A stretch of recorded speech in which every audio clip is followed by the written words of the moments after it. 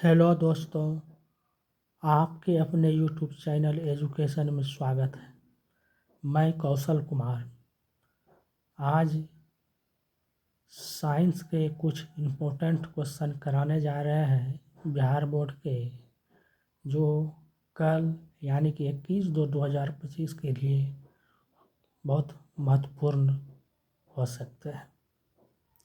प्रश्न नंबर 1 भौतिकी करा रहे हैं। पहले प्रश्न नंबर 1 है, प्रकाश का परावर्तन के कितने नियम हैं और कौन कौन? तो प्रकाश के परावर्तन के 2 नियम हैं। पहला, आपतन कोण परावर्तन कोण के बराबर होते हैं, और दूसरा, आपतित किरण, परावर्तित किरण तथा आपतन बिंदु पर डाला गया अभिलंब तीनों एक ही तल में होते हैं। दूसरा क्वेश्चन है, दर्पण सूत्र को लिखें।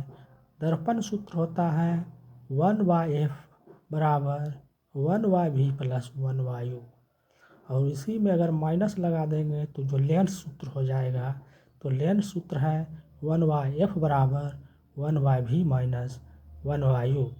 इसमें कंफ्यूज नहीं होना है। क्वेश्चन 4 है, निकट दृष्टि दोष में किस लेंस का प्रयोग किया जाता है? निकट दृष्टि दोष में अवतल लेंस का प्रयोग किया जाता है। निकट दृष्टि दोष को मायोपिया भी कहा जाता है। क्वेश्चन बदल सकते हैं, मायोपिया को दूर करने के लिए किस लेंस का प्रयोग किया जाता है? तो अवतल लेंस का प्रयोग किया जाता है। दूरदृष्टि दोष के लिए किस लेंस का उपयोग होगा? तो अवतल लेंस का उपयोग होगा। मानव नेत्र के किस भाग पर प्रतिबिंब बनता है? तो मानव नेत्र के किस भाग पर प्रतिबिंब बनता है? तो आंसर लिखना भूल गया है, लेकिन इसका आंसर रेटिना होता है। रेटिना पर मानव नेत्र के प्रतिबिंब बनता है। 7वां क्वेश्चन है, सुस्पष्ट दर्शन की न्यूनतम दूरी कितनी होती है? तो 25 सेंटीमीटर है। लिखने भूल गया है, आप लोग इसे अवश्य ही लिख लें। क्वेश्चन नंबर 8 की बात करेंगे। क्वेश्चन नंबर 8 है, मानव नेत्र के कौन सा भाग दान किया जाता है? तो कॉर्निया दान किया जाता है। अगर किसी को नेत्र दान करना होता है तो अपना कॉर्निया दान देते हैं।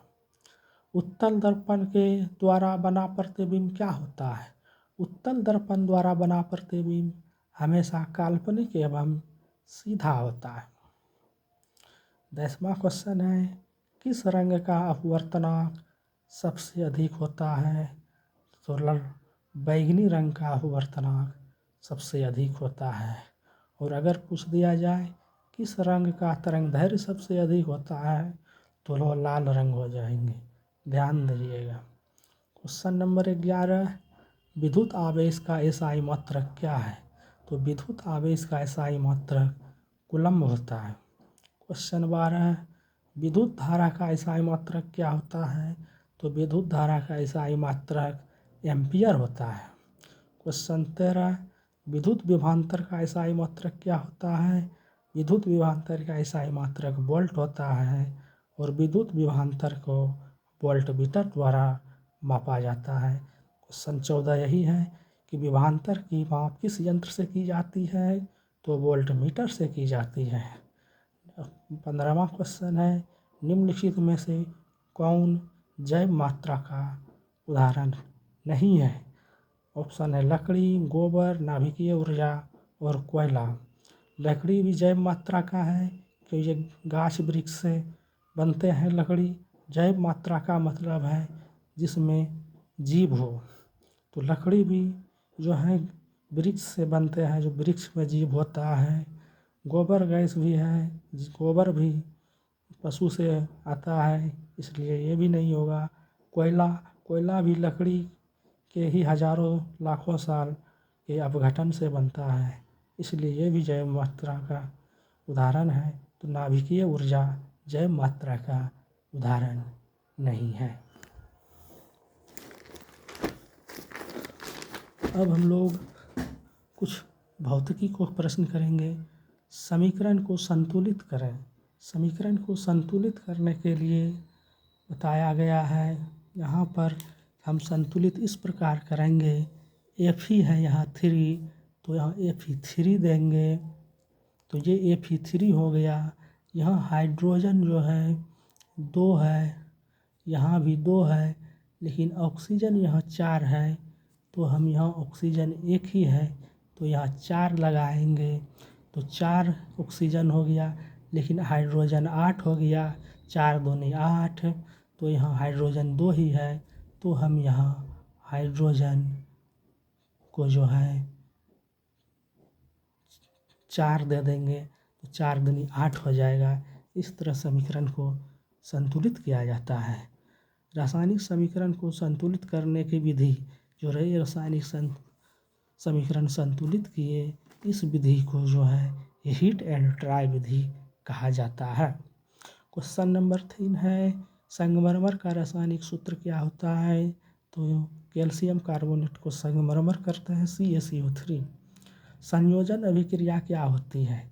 तो संयोजन अभिक्रिया वो होती है जब दो पदार्थ आपस में मिलकर एक हो जाते हैं, उसे संयोजन करते हैं, यानी संयोजित हो गए हैं।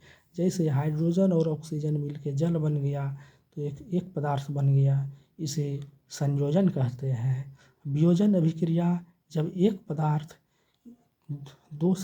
दो या दो से अधिक पदार्थ में खंडित हो जाता है, तो उसे वियोजन कहते हैं। यही है FeSO4 Fe2O3 और SO2 प्लस SO3 में विघटित हो गया है, यह वियोजन अभिक्रिया है।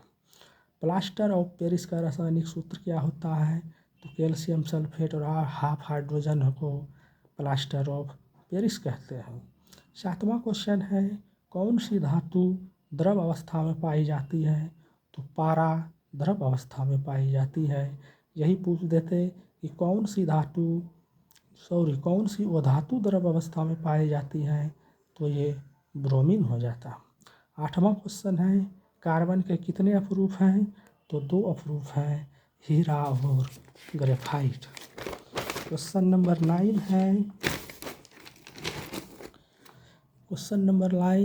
है, एल्केन एल्कीन एल्काइन का सूत्र पूछ रहे हैं। तो एल्केन में CnH2n+2 होता है, एल्कीन में +2 को हटा दिया जाता है, और एल्काइन में CnH2n में -2 कर दिया जाता है। बहुत इम्पोर्टेंट है, एक क्वेश्चन यहाँ अवश्य रहने की संभावना है। 10 नंबर है, त्रिक तत्व किसने दिया था? जो कि आवर्त सारणी से रिलेटेड है, तो डाबेराइन ने दिया था। अष्टक का नियम किसने दिया था? तो न्यूजीलैंड ने दिया था। और आधुनिक आवर्त सारणी किसने दी है? तो हेनरी मोसले ने दी है। जीव विज्ञान के 5 क्वेश्चन लेके आए हैं। इसमें पहला है, इसमें कौन प्रकाश संश्लेषी अंग है? तो क्लोरोप्लास्ट यानी हरित लवक है, जो है प्रकाश संश्लेषी अंग है। पत्ती जो है प्रकाश संश्लेषी अंग नहीं है। स्टोमाटा जो है, इससे पदार्थ हवा का आदान प्रदान होता है। और जड़ जो है, जड़ से पानी जाता है वृक्ष में, इसलिए कहा जाइलम कहते हैं। जाइलम द्वारा जो है वृक्ष में जल जाता है, और फ्लोएम द्वारा फूड का निर्माण होता है। दूसरा नंबर है, श्वसन की क्रिया में खाद्य पदार्थ का क्या होता है? तो विघटन हो जाता है खाद्य पदार्थ का। तीसरा है, वायवीय श्वसन कोशिका के किस भाग में होता है? तो कोशिका द्रव्य में होता है। और चौथा क्वेश्चन है, नेफ्रॉन वृक्क की रचनात्मक तथा क्रियात्मक इकाई होती है। यह पूछा जाता है, नेफ्रॉन वृक्क का रचना डैश तथा डैश इकाई है? तो रचनात्मक तथा क्रियात्मक इकाई है। और लास्ट क्वेश्चन है, मानव शरीर की सबसे बड़ी ग्रंथि कौन है? तो यकृत है। इस वीडियो में आज इतना ही। आगे वीडियो बना रहे हैं, उसमें और भी साइंस के बहुत सारे महत्वपूर्ण क्वेश्चन हैं। इस वीडियो को आप लोग लाइक एवं सब्सक्राइब ज़रूर करें, ताकि हमें वीडियो बनाने में और मदद मिले। धन्यवाद।